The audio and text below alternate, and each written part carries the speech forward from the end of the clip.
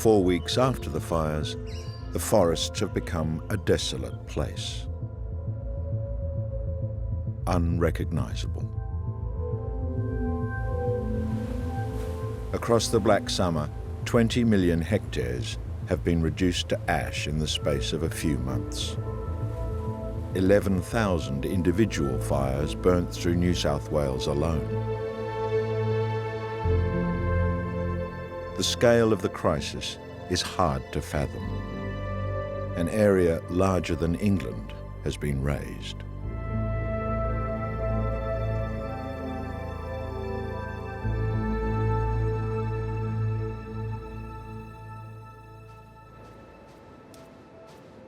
Survivors emerge into a landscape stripped of food, water, and shelter.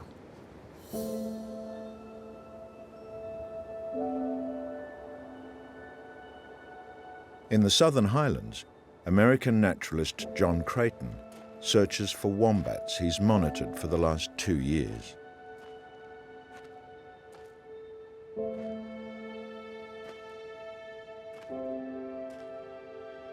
The first morning of the fire, this place was still smoking. The ground was ash, not a single leaf. Trees were still smoldering.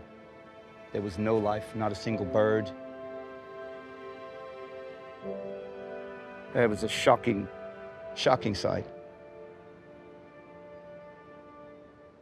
And my hope is those wombats that have found safety in that area are still there and have survived this fire.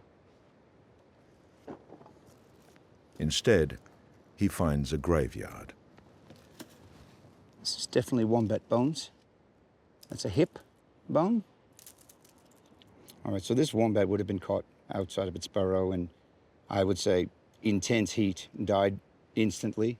And the temperatures that to bring a bone to this nature would have been crematorium temperatures. Shocking. It's really just shocking. This poor little guy.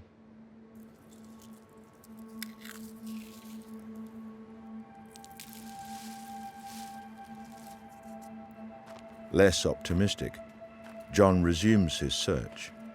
He knows many of the burrows in this area.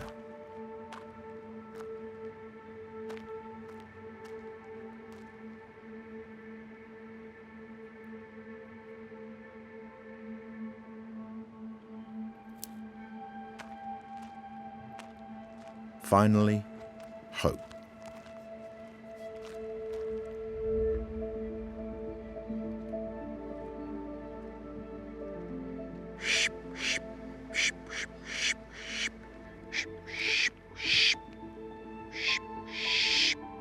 The noise I'm making is a greeting sound for the wombats. And if she trusts me, she'll come out.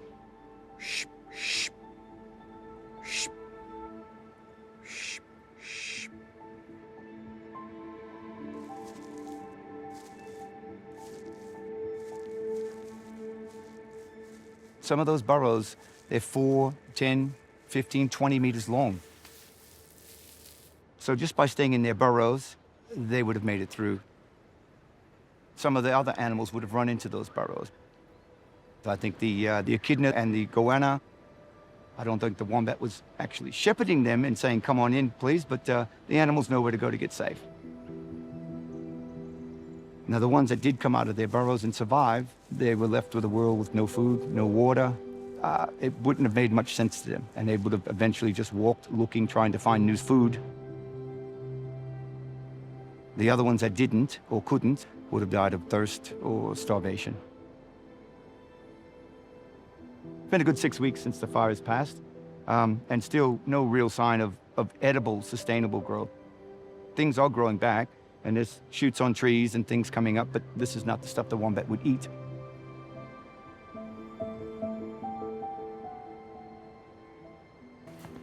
At dusk, John lays out food for the forest survivors.